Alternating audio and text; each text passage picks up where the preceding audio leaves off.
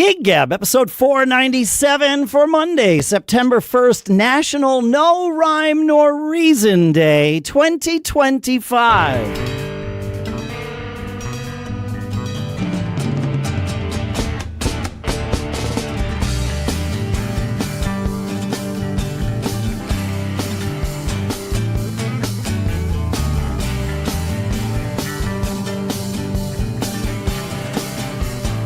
Greetings, folks, and welcome to Gig Gab, the show by, for, and about working musicians.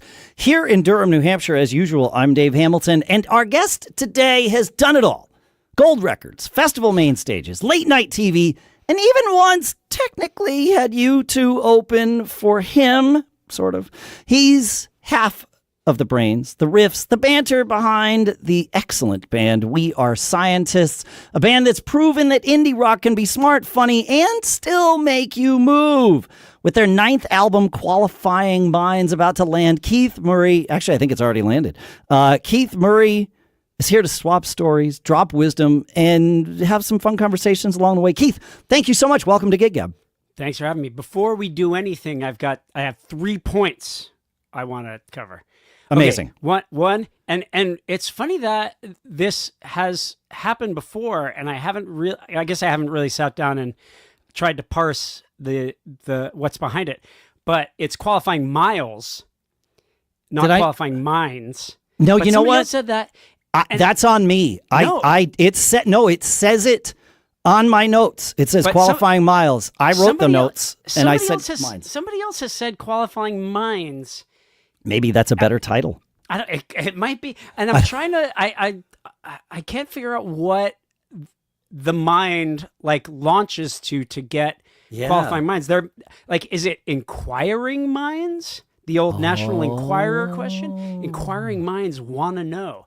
Qualifying minds is clearly something, and I can't There's put something my finger there. on what it is. Okay. Yeah. Number 2. Would you say it's National No Rhyme Nor Reason Day? That is correct. What's the underlying philosophy? That you can do what you want without explanation or defense?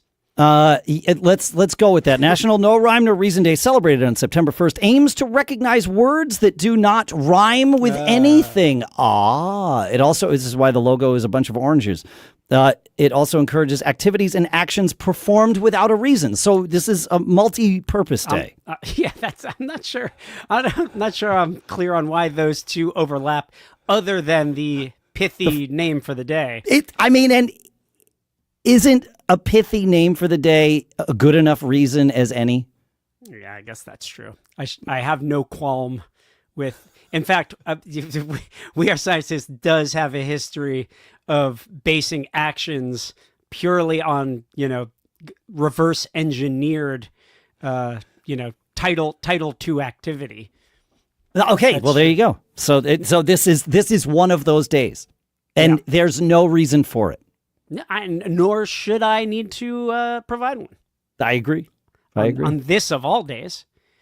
Now, third, you said I've done it all, and this is gonna sound like a joke, but a thing that I haven't done that I have always wanted to parlay We Are Scientists' even marginal access in the world's culture industries is I've always wanted to be not like an extra, but kind of a background player, either in a Final Destination film, like one of those people who's always in the background and a barrel falls and oh no, look out for, when Final Destination is setting up the catastrophe.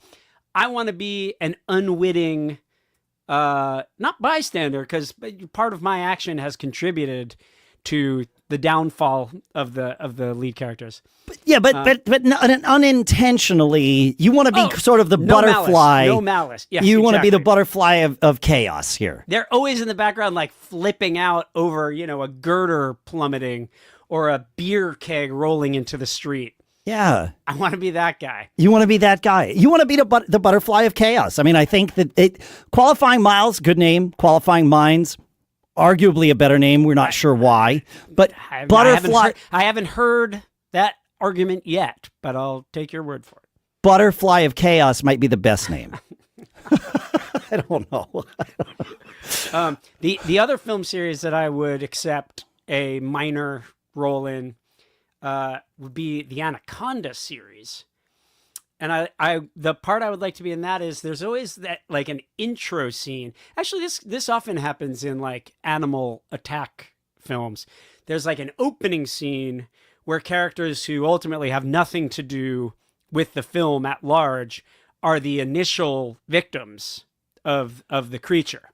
So I want to be like a guy who's just, minding his own business, collecting, acai in the Amazon or something, gets taken down by an anaconda. Maybe I have a line like, "What's that? Your hose is moving," or something, I don't know. Sure. And that way you get your SAG. I don't want to write it. No, you get your SAG card and you only have to be... a SAG card, so I can get this role. You've already done something. Yeah. Yeah. See, look at that. And you only have to be on the set for like a day. Yeah, because I want to be a day player. I want in and out. I want catering, shoot a scene, go home. Go home. And catering, shoot a scene, catering. Yeah, I want lunch and dinner. You need it. You need both. Yeah. I mean, if you're going to be there, if you're going to show up, you might as well get both. And a check. You definitely want a check. I mean, I will take the check. That's not why I'm in this game, but I will accept the check. Yeah, and I don't want it to be breakfast and lunch. I'm not looking for like a 4 a.m. call. Nobody is. None of my business. No, that's the middle of the night. That 4 a.m. is the middle of the night. Yeah. That's right. Yeah. This is great. It turns out, based on our brief pre-show banter, which preceded this more extended intro banter here, that we both have been in the same place, sort of, just asynchronously recently, because we both went to Toronto to see Oasis. Yeah, we were in the greater Toronto area.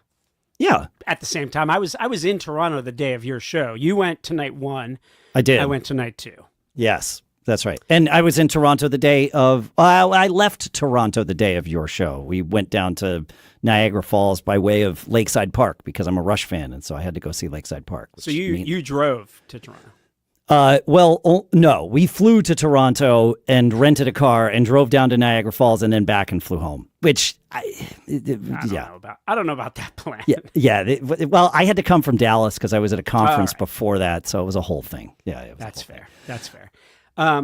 We were mentioning that you were there during a torrential downpour. Your show was met with inclement weather, and we were at our hotel bar, thanking our lucky stars that we weren't at that night's show.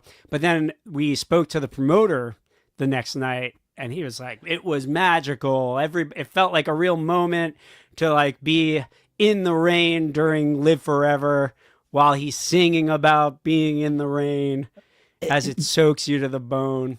I did feel a little ripped off, but not that ripped off. I was happy to be pretty dry. Yeah, our family, I went 20 years ago, I saw Oasis at Madison Square Garden. A friend of mine brought me. I was casually aware of their music and walked out a fan. They have a charisma on stage that sort of defies their lack of movement or anything. I would say they have a gravitas. They have a gravitas. There you go. Yeah. And, Liam is very funny when you can understand what he's saying. I was shocked. I was able to understand almost everything he said the night that we saw him, which, with rain and wind and stadium sound, that stadium is not a great venue. Like in the grand scheme of stadiums. No. It's fairly ad hoc as far as stadiums go. Liam called it Legoland on night 1, and that was accurate. That's almost generous. Yeah, it feels less structurally sound than your average Lego construction. I thought that too, and then we were in the stands. Our section 103 on night 1 was quite animated, and though I had never heard of the Poznan before, this maneuver where everybody turns around and jumps up and down facing away from the crowd. Evidently comes from soccer in Manchester City. So that's none of our business at all. No. As Americans. As Americans, North Americans in general, Canadians and U.S. included. But our section, Liam explained what it was, and then a woman in our section, about 2 rows in front of us, very insistently and eagerly explained to us exactly what to do, and we did. And the whole section was bouncing up and down, and it was fine from my standpoint. In fact, it was a whole lot of fun. But yes, the rain. It started about halfway during the show during Stand By Me, and our family has a history with the rain. I took my kids to see it. I always told them I'd take them to see Oasis, and it took 20 years and a trip to Toronto, but we made it happen. My kids are in their 20s now, and so it was my wife and my 2 kids and I, and we've had a history of family vacations where we wind up in the rain, and they become these sort of epic moments in our family lore. And we had one in Golden Gate Park years and years ago, and in Toronto, it was exactly that. We were all ecstatic that it was raining. It really, and the rain was perfectly timed. It started about halfway through the show. It got intense at times. Live Forever was probably the heaviest that it came down, and it was perfect. Yeah, but it stopped during the end of Champagne Supernova. So our way out. Fireworks? The fireworks were not in the rain, and our walk back to the subway, which was a long sort of drudgery back to it in the crowd, was dry. So it was, it's much better to be watching a concert in the rain than it is just standing in a crowd doing nothing. Yes, but if you're already thoroughly soaked, at what point does having the atmosphere be relatively dry change your circumstances? It definitely came down heavy at times, but I certainly by the time we got to the train, we were like not dry, but yeah, it wasn't terrible. Like my daughter had a sweatshirt on, and under her sweatshirt, her shirt was mostly dry. All right. So yeah, it was pretty good. That said, it sounds romantic. I feel like if I had been there, I might have been griping. Yeah, I mean. It's same, except that we had to make a decision in the moment to hate it or love it. Yeah, I'm on board with deciding not to find things objectionable. Yes, that is my general stance, for better or worse. I will often not correct a bad situation because I'm like, well, this is what's occurred to me. So let's move forward. This is happening. This has happened. It's going to continue happening unless I change things. But I didn't really want to change. I couldn't change the weather. It turns out I don't have that ability. So you've come to accept that now. Well, in the moment. I'm glad you got the dry show though. As am I. It seems like it worked out perfectly for both of us. There you go. Yep, that's right. We have also been in the same club at the same time with the same band playing 15 years ago. So 5 years after I saw Oasis, I went to South by Southwest and I saw We Are Scientists. Oh, I was at that show, yeah. I figured you might have been. You look familiar. And I can't remember what club it was, but I think you played a couple of shows at South by that year, and one of them was outdoors. There's a video of that. That didn't look familiar to me, but there was some indoor show. Sorry, what year was it? We've done a couple of... I said 2000. I said 15 years ago, so it's 2010 I saw you at South by Southwest. You know what? Yeah. Frankly, I can't believe I even bothered to ask what year it was, as if I could possibly differentiate. Like so I think we did an emos show in 2010. It was emos though. Yeah, again, that would have been my guess. It was emos? I would have imagined that you would have brought this up if you had been aware of it. Do you know, was Bill Murray at that show? Yes. Okay. So yeah, that was the emos show. After we got off stage, everybody was like, Bill Murray came to your show.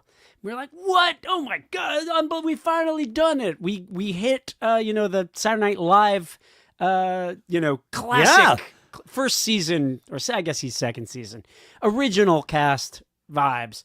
And turns out he was actually there to see the band before us.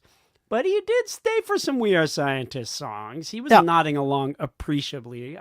I've heard. Yes, People might have just been sparing my feelings. I can confirm. No, he was there. I did glance at him once or twice while you guys were playing, and it was like, yeah, he was. It was like, all right, he's just here to see the show. I didn't realize, I didn't talk with him, so I didn't know, but why he was there or any of that. But yeah, no, I think the promoter later told us that there you he go. had come in with the band before us, but stuck around for We Are Scientists. That's pretty good. You guys put on a great show. I Thanks. only attended because of the name. Sometimes at South by Southwest, you kind of have to make choices, right? And they're we've talked about it on the show before. They're based on if you know anything about the band, but even if you do, sometimes proximity is the trump card, right? Like I am one door away, or I am here for the band before and after, so I'm just going to stay and deal with whatever happens in the middle, right? Like, but I intentionally made it to Emo's that night to see you solely because of your name, and I was like thoroughly impressed. I was like, oh, this is so much better than it could have been. This could have been terrible. I really enjoyed the band. I became a fan that night. Nice when a gamble pays off. I think so. I know, and I can't remember if Emo's was on this day. I think it was. There was a day of that South by Southwest where we played 4 or 5 shows. Wow. And the last show of the night was a friend of our management kind of like pulled a favor and was like, can they have nothing to do with my label or organization or whatever it was, but will they headline this night? And we're like, what difference does it make? We're already playing 3 other shows. We might as well. We're there. Our set was at like 2 a.m.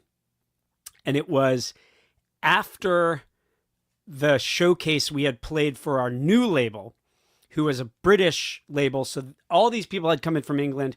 And I don't know, having been to South by Southwest, you will recognize that when British people come to Texas, they go batshit. Yes. They like go for it hard at South by Southwest. South by Southwest is already designed for like utter debauched activity. But somehow Brits in Texas for a music conference just equals like utter mania. Were you at the British Music Embassy, which is not actually a thing, but for the week of South by Southwest, they sort of anoint a club and it becomes that. It may have been that tends to attract all of the Brits at South by. Yeah, that wasn't for us. I mean, I think they perhaps rightfully, but maybe a bit prejudicially, tend to reserve those slots for British bands who have come in. That's fair for the festival. But our set did feature, it was poolside, and there was a frozen margarita machine. Oh boy. And our label was really into the frozen margaritas. And well, frankly, we generally are, but we desperately overindulged on frozen margaritas. And so if our show at Emo's was good, this must not have been the same day. But I do recall that our 2 a.m. slot that night was the most drunk I've ever been at a We Are Scientists show. Yeah. I don't know that we pulled it off. I think we did. Sure. But I can't be sure. There might be a video of this. I hope not. I found a video of you at South by in 2010 and watched it for all of 10 seconds. And you were like, this is unlistenable. Well, no, this is not visually familiar to me. So that's not where I saw you. Where would it have been? And so I left it alone, but I can put the link in the show notes for everybody to. That sounds like something you might not want to do. Sure. by all means. Whatever. We'll leave this as an exercise for the listener. That's fine. Yeah. That's you fine. can put it in the show notes. I have to, we have to pay the piper at some time. Well, for our misdeeds. Yes. Yeah. It's interesting to think that the most drunk you've ever been at one of your own shows was in a year before everyone had cameras in their pockets, and yet it's possible that video evidence of this exists. Isn't that just wonderful? Isn't that just the way life works? I mean, also when I say it was the drunkest I've ever been, it's the drunkest I remember being. Well, which fair. I guess is its own poorly selecting bit of parameters to deliver Yes. to that. Because Yes. I probably don't remember the drunkest I've ever been at a We Are Scientists show. Yeah, it happens sometimes. Everybody gets one. It's fine. Yeah. It's fine. It's fine. So now I have no idea where to go, and I love that. You do have this album out, Qualifying Miles. It turns out it's called, and I think it's fantastic. I've listened to it many times through. In fact, I think the Mall in My Dreams is probably my favorite track on it as I've gotten deep into it. Yeah, cool. This is kind of a nostalgic vibe to it in a sense. What brought that about? I mean, it's sort of a nostalgic vibe. Yeah. I mean, the record is kind of about wondering why I'm not more nostalgic for things. Yeah. Like it's kind of about the idea that, like, you know, when you're living through something and you anticipate that it and or the people involved in it are going to forever remain as weighty in your psyche as they do in that moment, and then how, you know, even 6 months later you're like, wait, what was that guy's name? Yeah. Or you know, Yeah. So it's kind of a self-examination of why things that meant that much to me, specifically like late 90s, early aughts. I think this train of thought started because this is the 20th anniversary of our debut record.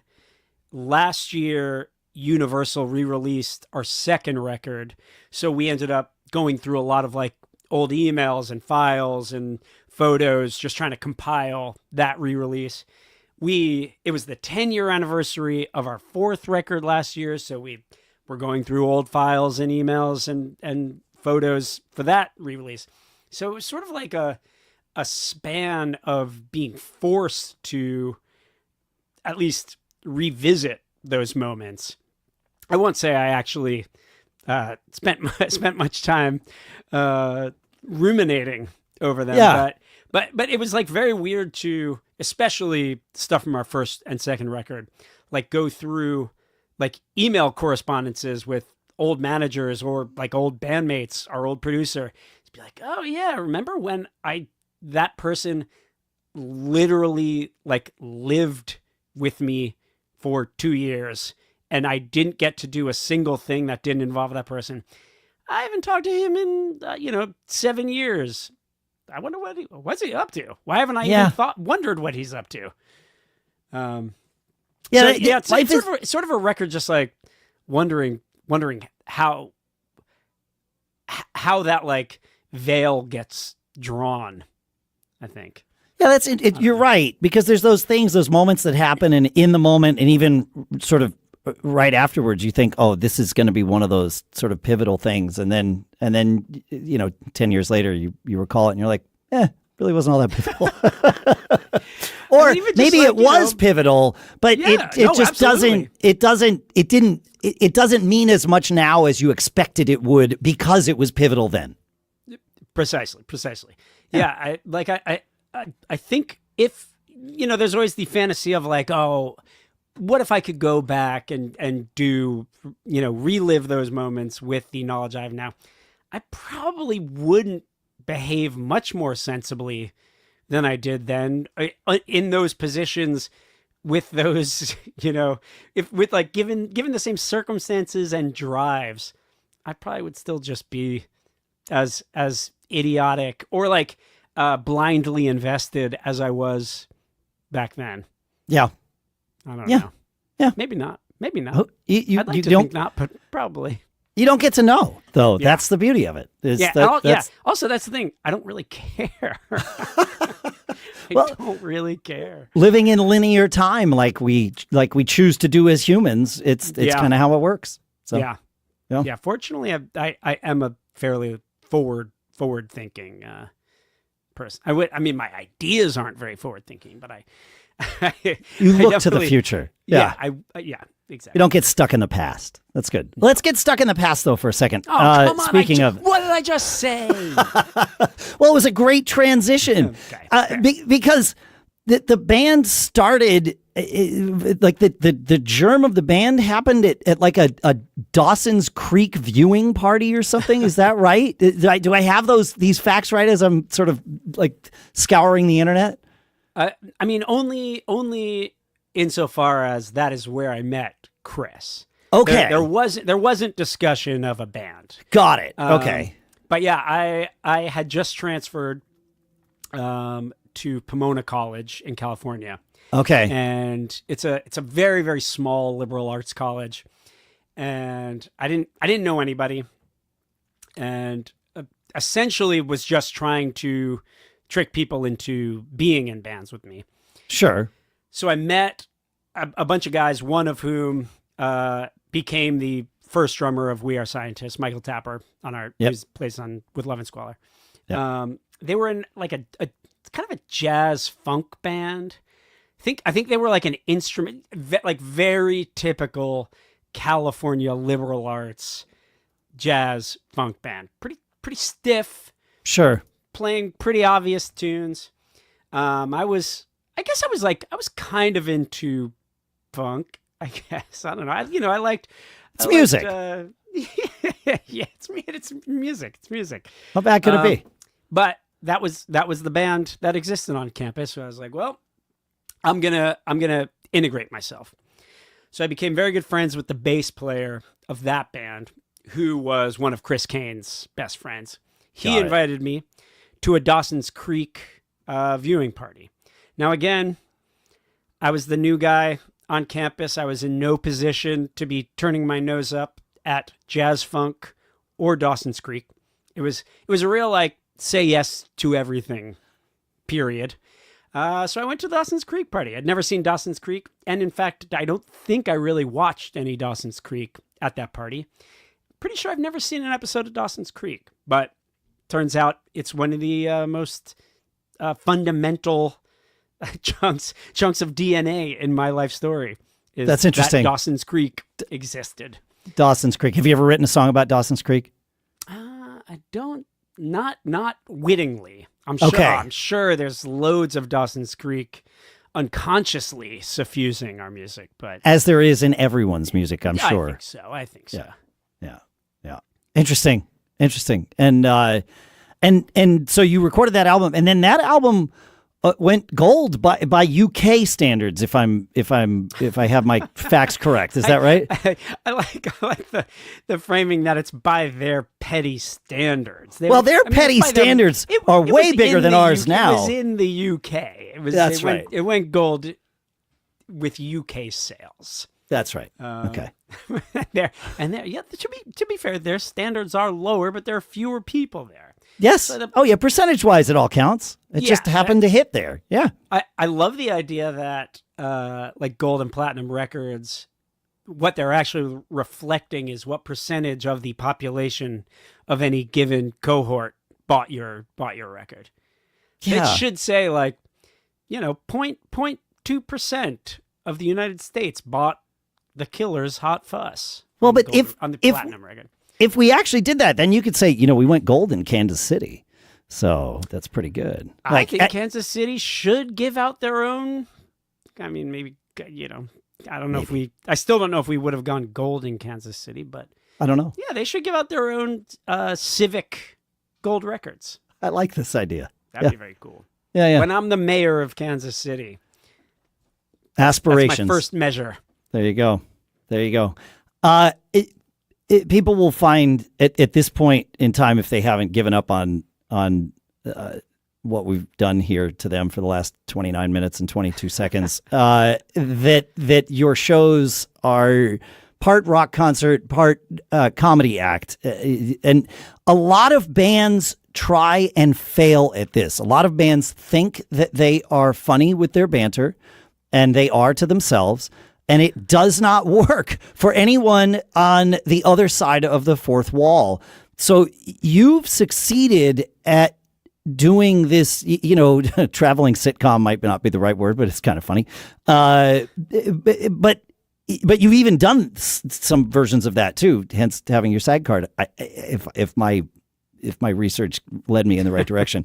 But is that the question that I have, and we can go anywhere you want with this, but the question that I have is, it's expected, at least at some level, that bands who are playing music on stage rehearse their music, have practiced their instruments, probably spent some years playing their instruments before they even started playing with other humans, let alone starting a band. And sometimes the order of that doesn't actually work out the way I said it, but Sure.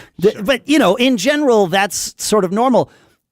What's not normal is for bands to stop and say, hey, if we want to interact with the crowd, we should actually practice that. So my question to you is, you have succeeded at this. Is it accidental, or is the banter that you have on stage, is that something that you've worked at? First, I'm going to say that I appreciate your confidence that it works. I find that a dubious proposition at best, but we are incapable. Let's go with it. Of not indulging at this point in our career. It definitely is like a fixture of our set. Yeah. And in fact, like if we go to countries where English is not the first language, and it seems like a percentage of the audience might not. I mean, the way I barely understood English speaking Liam Gallagher might not like just quite be able to follow what we're saying on stage. We will sometimes tamp down the between song chit chat, and when we do that, people after the show will angrily be like, "What were you upset at the crowd? Why weren't you talking the whole time?" We're like, "Well, we just didn't think anybody would want to hear an English language yammering duo." Now, secondly, I do think I guess rehearse is the wrong word, but it is much more frequent than maybe you would imagine to have utterly pat banter that's like, I've seen it written into like set lists, like tell the story about the Nilla wafer, because it leads into the next song called Nilla wafer or whatever. And honestly, I don't begrudge people that move. I mean, a show is a show. You don't get mad at a Broadway musical when they deliver the lines that are written and then break into song. So I mean, sometimes you do, but you really are mad at you're mad at yourself because you knew it was coming. Yeah. Yeah, exactly. I'm like, well, I never learn. So yeah, that it's everybody's got their own, and then some bands don't say a word at all between songs. That can also be its own pretty cool thing. So yeah, I don't know. It's sort of like I said about the bands who will deliver rote patter. It's kind of just like become part of our show. And to your point about how we got there, I think that is, unfortunately for everyone else in our lives, is kind of how Chris and I interact daily. So it has been rehearsed, just off the record, right? And off the books. Yeah, not in an intentional way that you sit down and it's like, okay, let's rehearse our banter, but you keep it going off the stage and on, and I mean, even just talking to you here for a half hour, it's clear that you're aware of what you're saying and how you're saying it and how you're delivering it and making choices about, well, I can throw away these two stupid ideas I had. Let me get to the third one. Well, and either you're, I was going to say, either you're good at faking it or you're actually good at this. And I know it's that you're actually good at this. Like, you think very quickly on your feet and are usually a few steps ahead, which is great. Perhaps. Yeah. In moments. What you've described is a great talent. Perhaps I'm somewhere on that on the scale of doing that. Yeah. I mean, it is something I think about at least, which is step one, maybe even two. In any case, we have put in the 10,000 hours, even if we have not actually rehearsed. I do assure you that we rehearse the music. That is a thing we do sit down and we don't bring our cavalier approach at performance to all elements of the show. Well, that's good. That's good. Yeah. But even 15 years ago, I remember the banter being as entertaining as the music. It was like, okay, these guys are good at this. And I even wrote that in my notes at the time. It was like, good music, excellent banter. I was like, oh, okay. So that is good. I would say our average must be pretty good, at least. I'm sure there are many times, specifically at festivals, we will rein it in. You need to know whether you're in a room with people who are rooting for you, or whether they're scrutinizing you. At a festival, I understand maybe not wanting to hear two knuckleheads that you vaguely may have heard of, go on at length between songs. You could see people walking toward, the hot dog concessions when you get on a really good riff. So yeah, in a room where people have specifically said, what I need tonight is to interact with We Are Scientists, we will deliver whole hog. Hard sales versus soft sales, in a sense, right? Yeah, I mean, but what you articulate there is interesting. The idea of, is the crowd there to root for you or to scrutinize you? And I think it's important for all of us who play music live or are part of playing music live that, in general, a crowd is there to root for you. I mean, even at a festival, right? Like you haven't proven yourself to this crowd yet at a festival versus that's all I mean. I don't mean that I find that there's animosity or anything of that.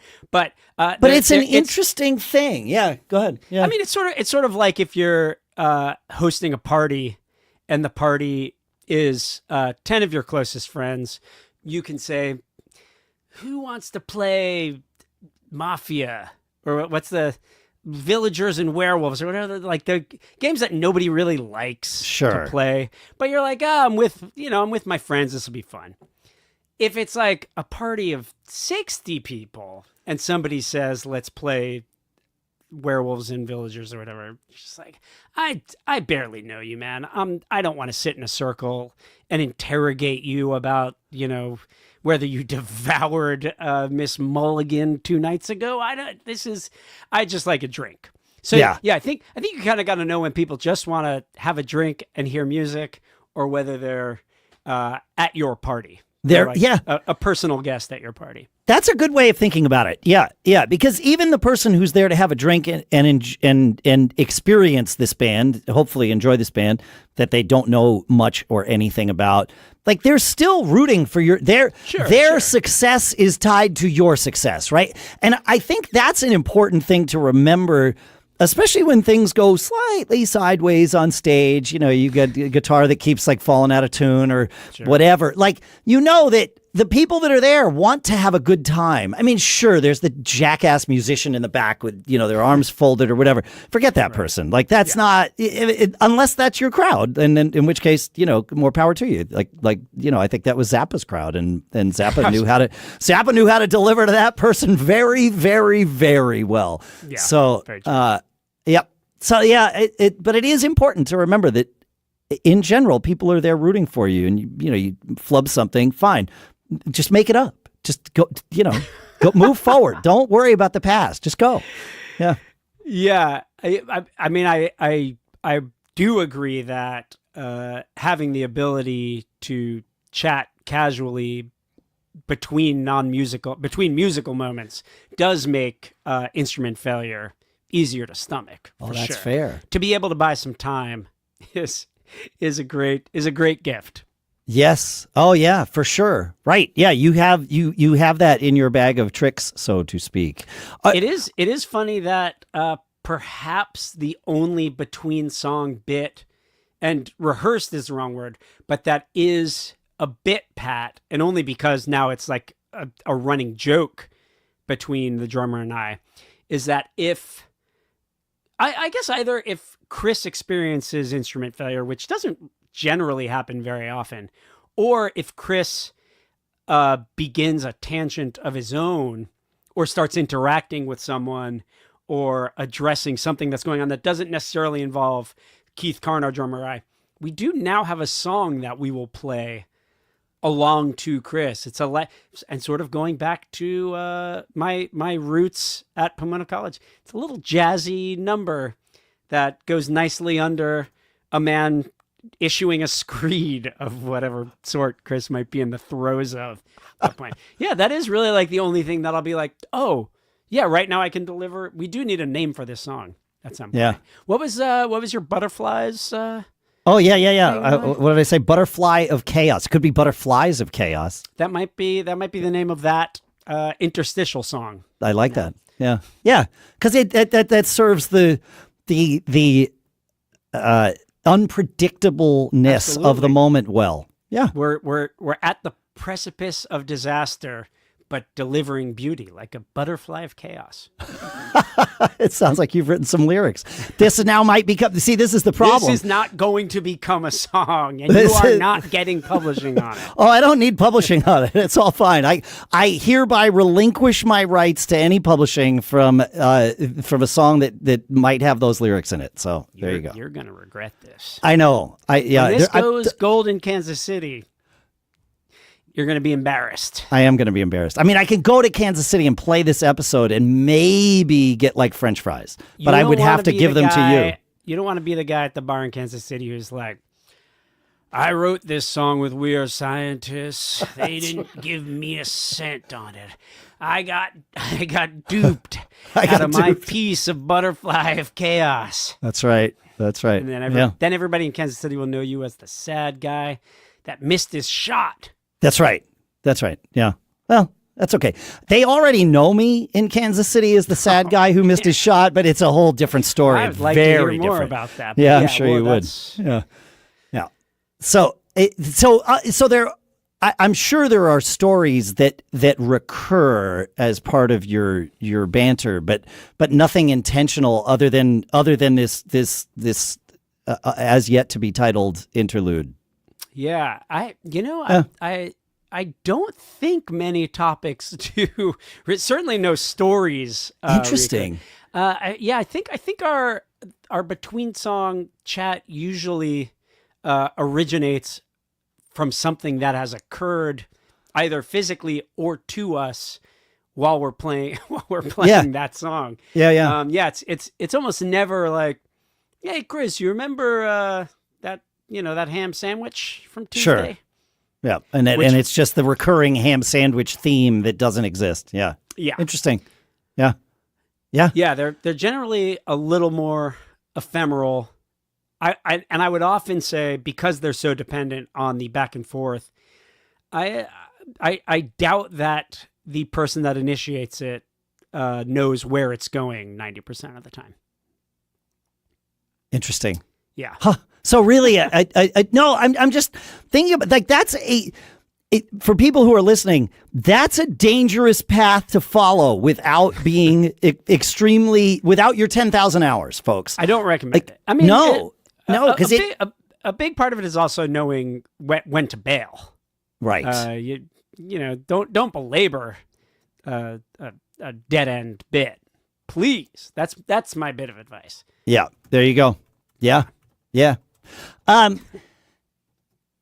While we're talking about advice here, I mean, you've had a successful band with Gold Records in the UK even for 20 years now.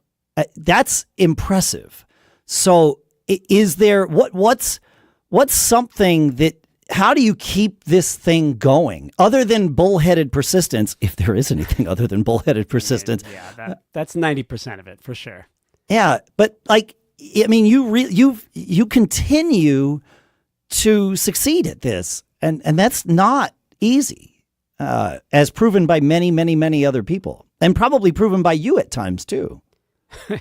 Yeah, I mean, I guess there are two avenues that you can pursue as an explanation for why we're still doing it. I mean, the first one is not to lay into the bullheadedness of it, but that certainly a part of the reason we're still doing it is that we absolutely still want to be doing it.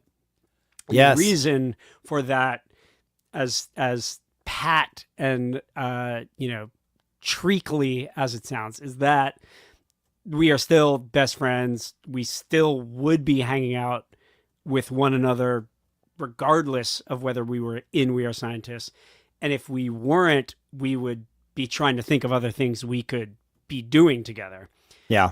So as long as we are writing songs that we like, and that can be an excuse to hang out, we will do that. We will do that. The other question is why we are still able to, financially or just are given the infrastructure to still do it. I think does also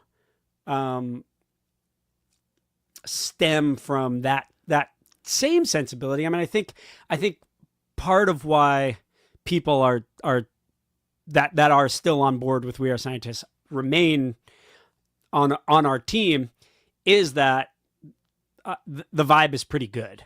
So even if I'm aware enough, at least of my own interactions with bands that I love, that I don't love everything they do.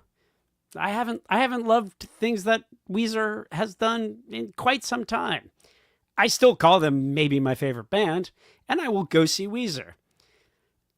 That's not really because their vibe is good, I wouldn't say. Sure. But like I think part of why people, regardless of whether we've made a couple of albums in there that wasn't their favorite album, I think they're like, you know what? I'm on board with these guys. When I'm engaged in what We Are Scientists does, I feel pretty good about it. For other bands, it's like, I didn't like the song, but these guys are cool, or they exhibit taste that I think is probably worth following to a through point. I do think that part of what keeps people on our side that have maintained is the sense that like they're doing things with friends. Even if they don't necessarily feel like they are our personal friends, I think there is something about the thing that we do that does feel like engaging in a friendly activity. No, I think a lot of discussion, thought, whatever, has been put into describing this in recent years, social media, the whole concept of influencers, right? I've been doing this podcast for 10 years. I'm doing another one for 20 years. This idea that people gravitate to you in an aspirational way, but also in a relatable way, right? There's this relatable aspiration that attracts people, and I mean all of us. Like, even those of us that do it and attract people. That you mentioned Weezer. We were both at Oasis shows. I'm a huge Rush fan. I toured around to half of Canada half of Ontario anyway, to like go to a park that was mentioned in a Rush song. But there's that connection. Yeah, for and, sure. And that vibe of a band being friends with each other and finding a way to make it to open that up to the fans that want to walk through that door. I think, that's always been there, but in today's world of influencers and all of that stuff, there's a lot of thought being put into that. Whereas like for you, it just sort of happened organically and that's, I love that. Like, that's great. And I think it works better when it happens organically, of course. But that's really, do you do anything intentional to stay engaged? Or maybe a better question is, what do you do to stay engaged with your fans when they're not at one of your shows, right? Because they can't always be at one of your shows. That's not how that works. So in like, what do you do? Yeah. I mean, so the idea that it is organic is true, but it is also a choice to make that like the forward, the prow of the ship. You know what I mean? Like, yes. Like that is our presentation, and that is a decision. Yes. Like that certainly wasn't a default. And at the time, when we started the band and began doing things, not that we were like so ahead of the curve that we were making funny videos before bands were making Instagram stuff, as necessitated by the label, but we were doing that. That was like a thing we were interested in from day one. The We Are Scientists website, when we first started in 2002 or whatever, had almost nothing to do with music. It had weird like writings. It had fiction writing in it. It had sketches that we put up, and bands were not doing that at that point. And so I think the decision to act like We Are Scientists for the people closest to the band was a media concern, not even necessarily a musical concern. Yeah. Was something that we were interested in. I mean, part of that is because when Chris and I first became friends, he did not play a musical instrument. Fascinating. We met in 97. Yeah. He did not play bass. He began learning bass, and by 2005, we were good enough to be a musical project. Sure. But we would have been equally happy if we were, a filmmaking team, or if we were publishing a literary journal. Like one of the things he and I did when we both had jobs in Berkeley, California, we would. I actually forgot that we did this. So I was working in the admissions department of University of California's business school, a place I had no business being. He was working at a French, I think like headhunting company in the Berkeley Hills. We both had a lot of time on our hands, but we would essentially just write like short stories or comedy bits. And by like the end of the month, we would compose a thing that we called the Twin Town Gazette, maybe? I don't know. That Chris would use office stationery to actually publish. We were very inspired by McSweeney's at that time. I don't know if you're familiar with Dave Edgar's old publishing company. But yeah, our idea was like, maybe we'll have a weird literary journal and we'll get friends to contribute to it, and that will be the thing we do. Turns out we were better at writing songs than being short fiction publishers, but maybe. So anyway, I mean, we talked about how you have this banter on stage, and I think we found a core of it here. So, or at least you identified that you both had this interest with these silly stories, and that's amazing. Yeah, so I do think that part of it is that, and maybe part of this is that at the time, things like podcasts weren't available, so people weren't necessarily apt to simply believe that people want to hear them yammer about absolutely nothing.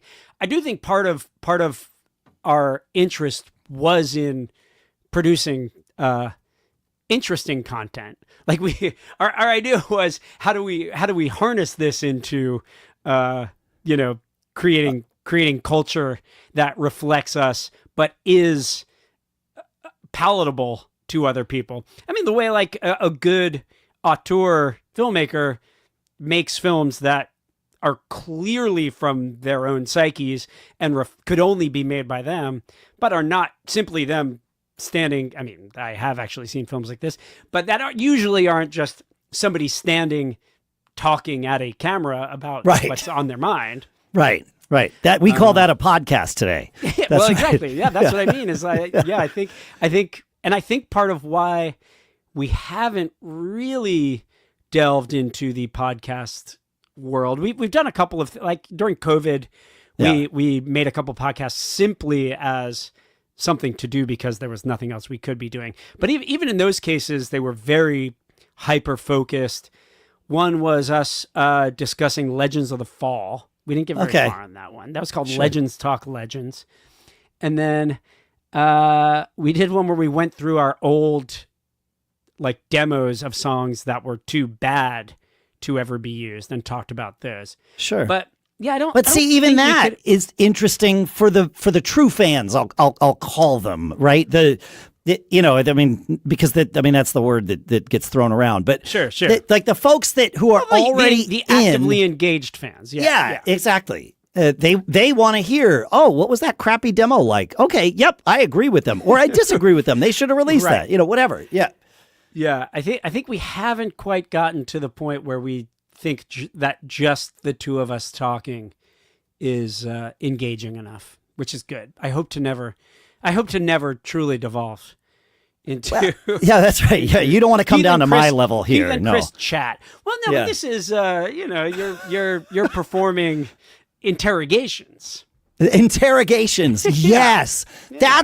That's how I'm going to pitch to folks. That'll really bring them in. Like, come on the show. I'll interrogate you. It'll be fun. It'll be great. Yeah, that's good. Yeah. I mean the interview form is absolutely not the same thing as I'm going to be on the other line with my friend and chat about whatever happened today. That's a different. That's very. Project. This is the only show that I do that is interview form, and it wasn't built this way. 10 years ago, I started it with a co-host. We did it together for 10 and a half years ago. We did it together for 9 years, and then his schedule meant that he couldn't do it. He was actually on last week, but it's 2-3 times a year he comes on, and I wanted to keep doing it because I like having my head in music this way, and so I started bringing on guests, and then your team reached out to me, and here we are. But I make these. This is going to sound super egotistical, and maybe it should be. I make these about me. I ask the questions I want answers to, and I know that my audience, because they choose to follow me, wants similar answers, right? Yeah. So this is very. I say it's very selfish. I mean, obviously, I like publishing it, and I like serving the audience, but it's really me. So yeah. Yeah, I mean, and. Let me specify that I do think that revealing conversation is an acquired skill, and like there is a marked difference between a journalist who approaches an interview with a list of questions that they have written down, and they ask a question, and you begin to delve into it, and you give an answer to that, and then you stop talking, and they go, okay. Then in 1998, you moved to California. And you're like, okay, well, this is going to be its own thing. To me, an interview is always most interesting when the subject is being approached about something that they have clearly given thought to, and so the question, ought to have its foundation in that, but then is led to an edge of that idea that maybe they haven't quite broached before. Yeah. And then you can watch the interviewer like draw that push them a little further down that path than they might have gone on their own.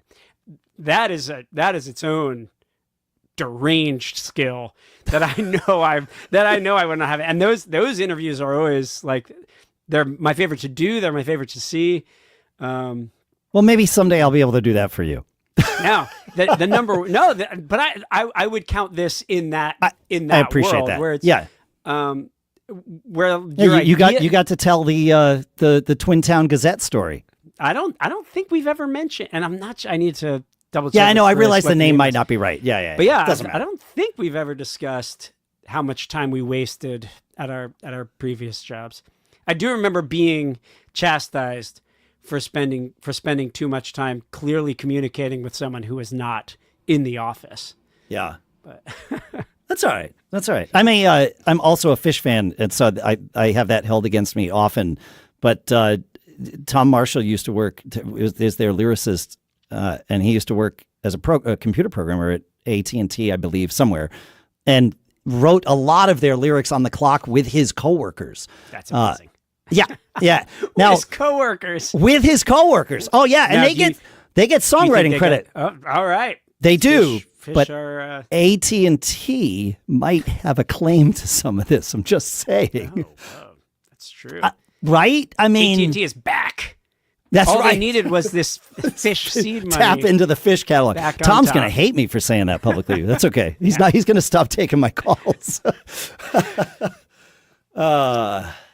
Yeah. This is we went all kinds of places here. Is there anything else that which I love? I mean, I do compile a list of topics, not really questions, and mainly I think about it like I do a set list often. It depending on the band, sometimes you need to have, like you said, a show where it's one song into the next and then you don't deviate.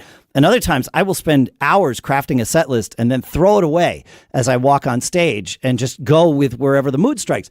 But if the mood doesn't strike, it's nice to have the list of questions. No, of course. And so, it would be foolhardy not to have given, advanced thought Yes. into what you would like the person to talk about. but I love it when it goes off the rails. That's the best simply part. when it becomes, wrote question, wrote answer, wrote question, wrote answer. No, I love when I finished with someone, and I mean, I'm sure I have these on the list for you because I haven't looked at the list in probably 30 minutes, but where I look and I was like, oh, that would have been a good thing to talk about. Oh, well, that's fine. Next time. Well, that's it, right? Is exactly. And you're about to go on the road for a string of dates. Is that right? Yeah, we're about to do a U.S., northeastern U.S. and Canada run. Pretty short, eight shows, I think. Then we're going to be in the UK and Europe in October and November. Oh, okay. Yeah. So you've got some travel ahead of you this fall. That's amazing. We've got That's our great. year sewn up. That's amazing. That's fantastic. I love that. Yeah, I looked. You will be about 3 hours from me at the end Amherst? in Amherst. Yeah, which is probably too far for me to make it. That's a long drive. Unfortunately, yeah, it is. Yeah, we'll see. I mean, you never know. If I get bored that Friday afternoon, who knows? Sometimes the road calls. Yeah, come to the We Are Scientists show out of desperate boredom. That's it. That's it, folks.